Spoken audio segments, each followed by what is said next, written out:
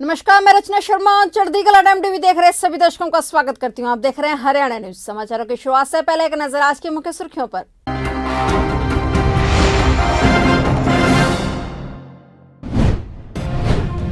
जन सरोकार दिवस के रूप में मनाया जाएगा जजपा का तीसरा स्थापना दिवस। इस बार का स्थापना दिवस ऐतिहासिक बनाने की योजना। सफाई कर्मचारियों का सरकार के खिलाफ हल्ला बोल। मांगों को लेकर सफाई कर्मचारी लगातार कर रहे प्रदर्शन।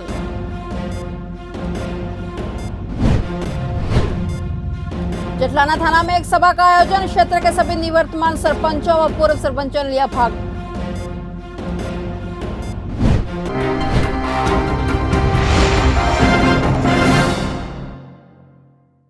और अब समाचार विस्तार से। जननायक जनता पार्टी के राष्ट्रीय अध्यक्ष डॉक्टर अजय सिंह चौटाला ने कहा है कि 9 दिसंबर को झज्जर में पार्टी के तीसरे स्थापना दिवस को जन सरोकार दिवस के रूप में मनाया जाएगा। इसमें यमुनानगर जिले से रैली में हजारों की संख्या में कार्यकर्ता पहुंचेंगे।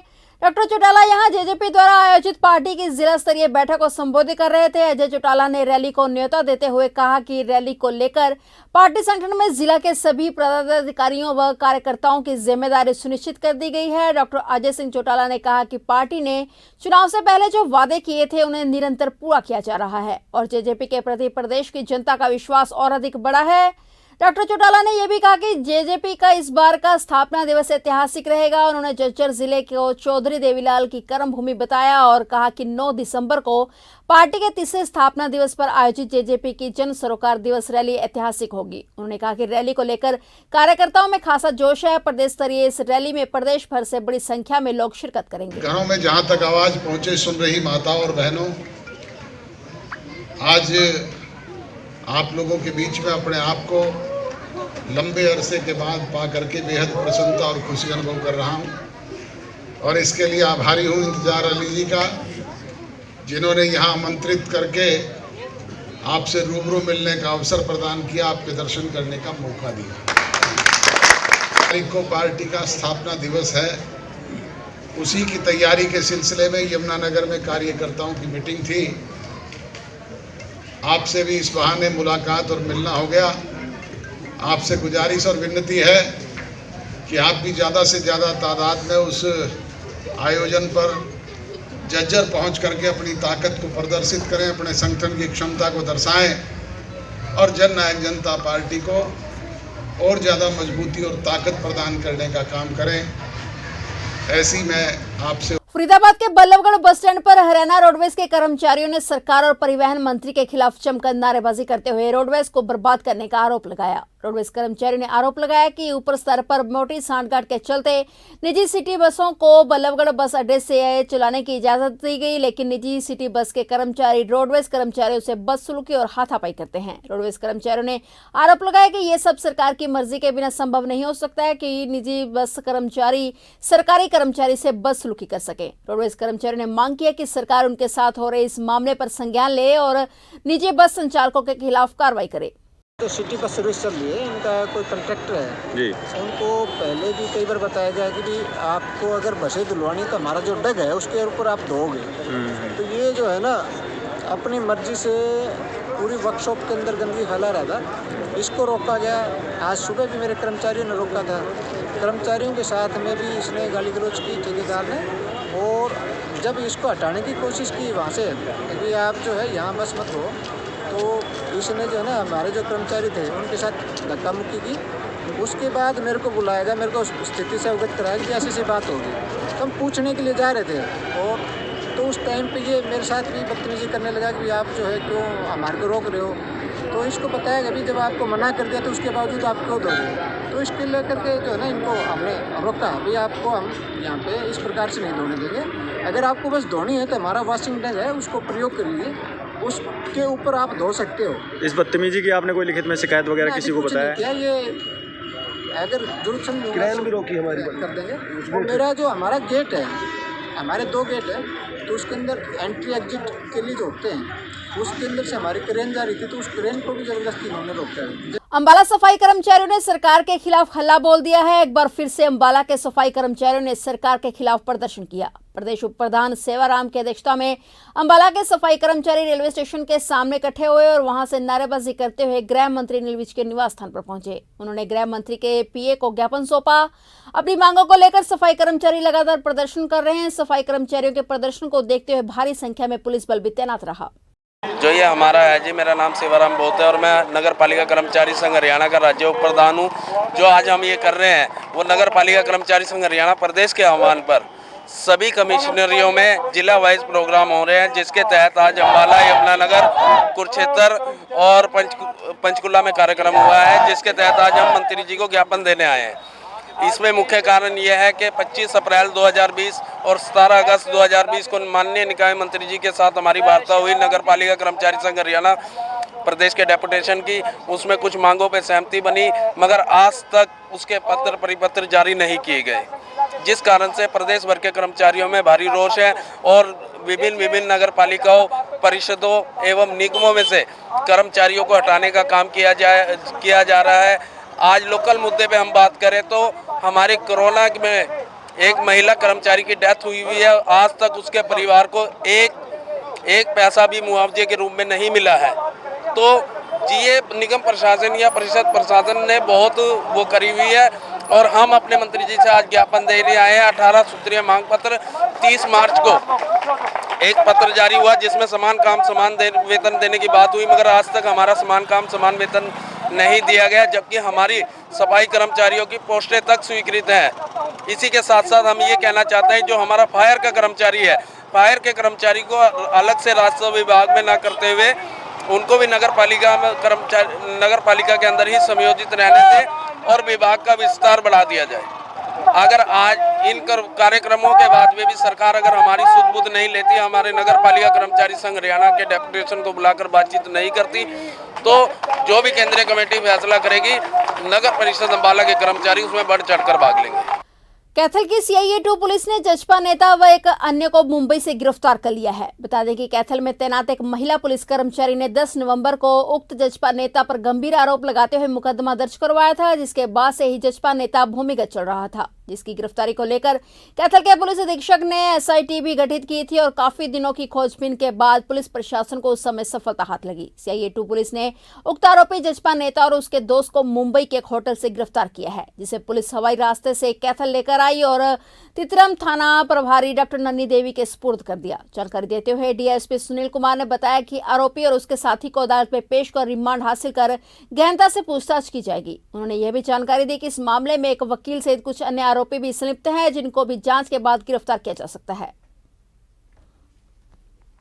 करनाल जिले के गांव पीर बडोली में एक युवक ने संदिग्ध परिस्थितियों में फांसी का फंदा लगाकर आत्महत्या कर ली। मृतक की पहचान 24 से 25 वर्षीय व्यक्ति मोनू के रूप में हुई है।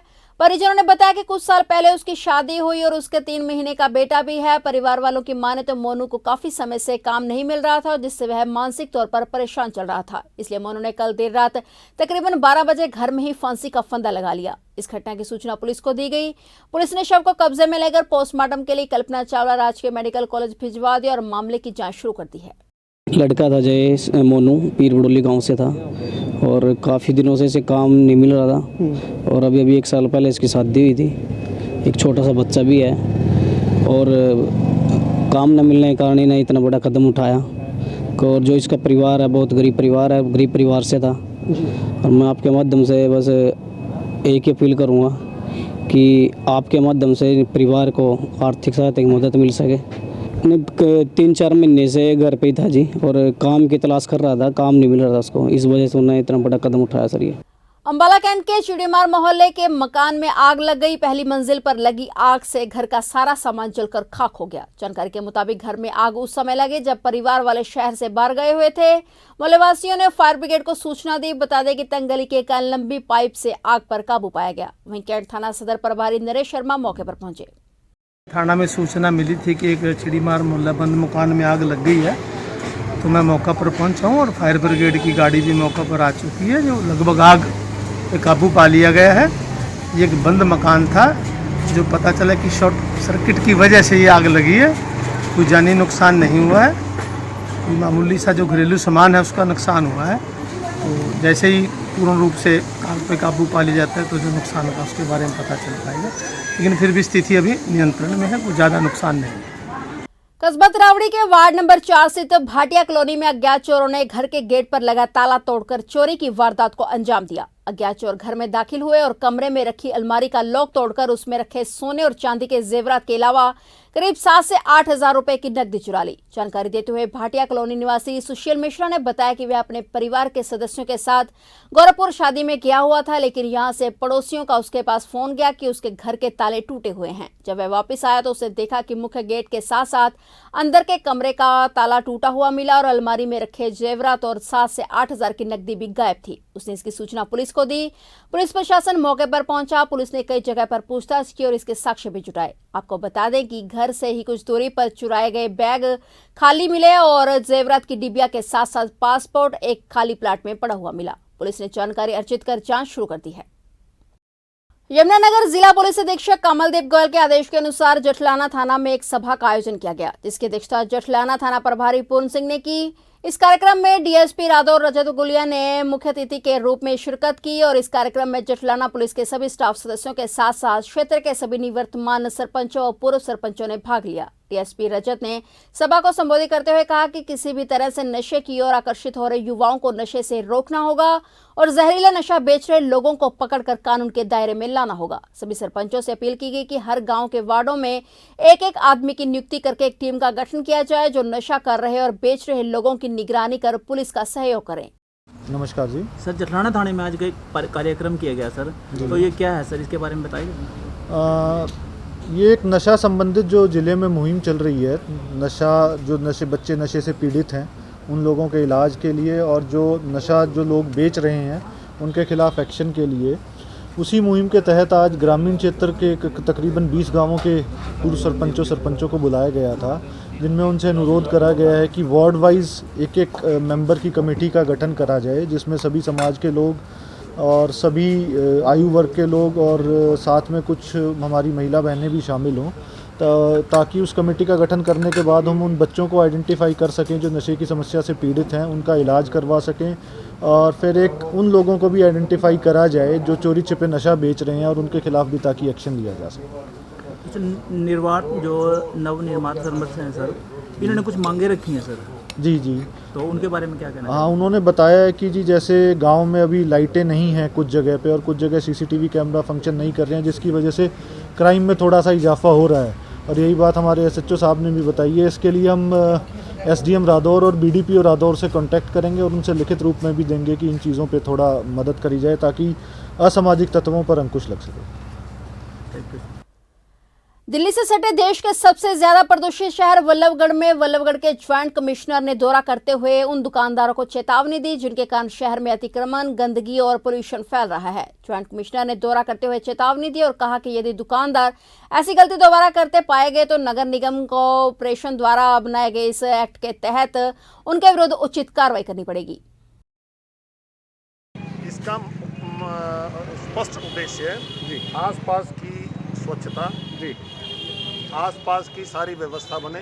जो लोगों ने एनक्रोच किए हुए हैं, रास्ते एनक्रोच किए हुए हैं, घर का अपने दुकान के आगे फड़ लगाते हैं, आगे बेंच लगा के, आगे स्टूल लगा के अपने सामान को फैलाते हैं, उसकी वजह से आवाजाही में बहुत बड़ी दिक्कत पैदा होती है। जो सड़क 70 फुट की चौड़ी है वो 10 फुट की बस्ती है जी, उसके अंदर पूरा पोल्यूशन होता है, गाड़ियाँ आसानी से क्लियर नहीं हो पाती, जाम लगता है और गंदगी फैलती है।